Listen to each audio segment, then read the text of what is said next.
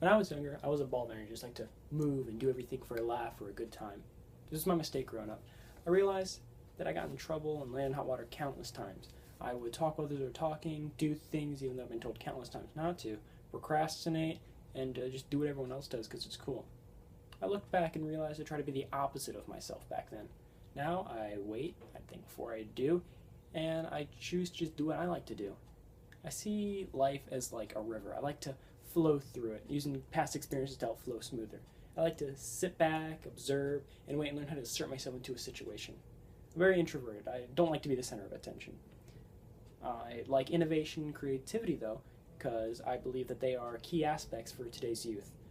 I am a fan of technology, so I see these as very vital, and if you don't have them, then you're not going to thrive in that type of field. Um, Now let's move on to my family. So my mom owns a business, very problem solver, likes to try to find different ways to get around a problem, always taught me how to think outside the box.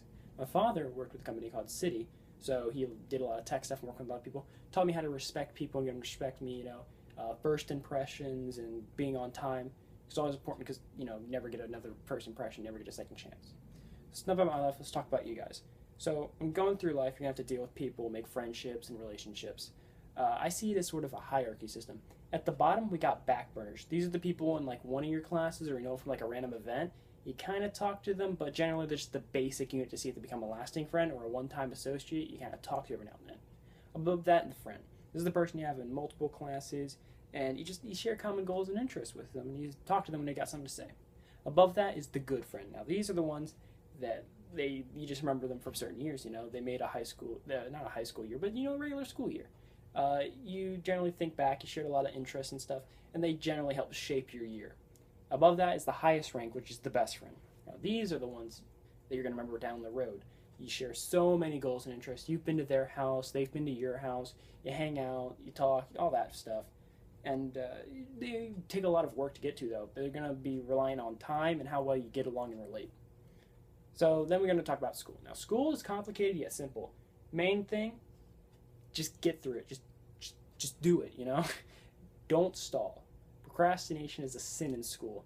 You don't think you're going to wait till the last minute to do something and then think you're going to pull it off. Because 9 out of 10 times, it's not going to happen and it's not going to be well.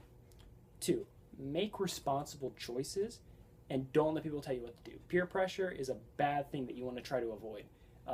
Be your own person, Do things that appeal to you and you're not going to get you in trouble. 3, your brain is a sponge and it soaks up information so easy right now.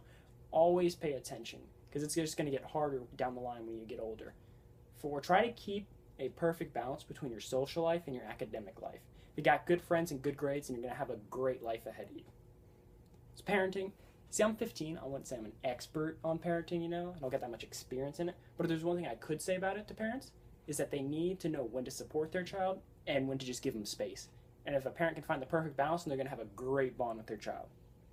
Let's move on to sports. So, sports are basically just a big metaphor for teamwork and making friends. Because if a team doesn't connect and they're not friends, they're not going to do well. Then activities are basically the same thing as sports, except they don't have to be as physically demanding. I'm a Boy Scout, I do learn about life skills, how to deal with people, and overall teamwork and making friends, That's the big goal of it. So now let's talk about more of the future, what's going to happen down the road. A quote that I like to say is, if you don't remember doing it, then you didn't do it right. That's basically means that you should make the most of every moment, People usually take this as a sign of they didn't care about something, they rush through it, and they just don't remember it down. So you just got to always make the most of what you're doing. And in the future, obstacles will be inevitable, But no matter how easy or how hard, there's one thing you have to remember. It's imperative. Always learn from it. Because if you ever encounter a similar obstacle and you don't know how to deal with it, then you're not going to do well. So life in general is a journey, filled with many pitfalls that we must learn to adapt to and overcome if we ever encounter them again. So that's me in a nutshell.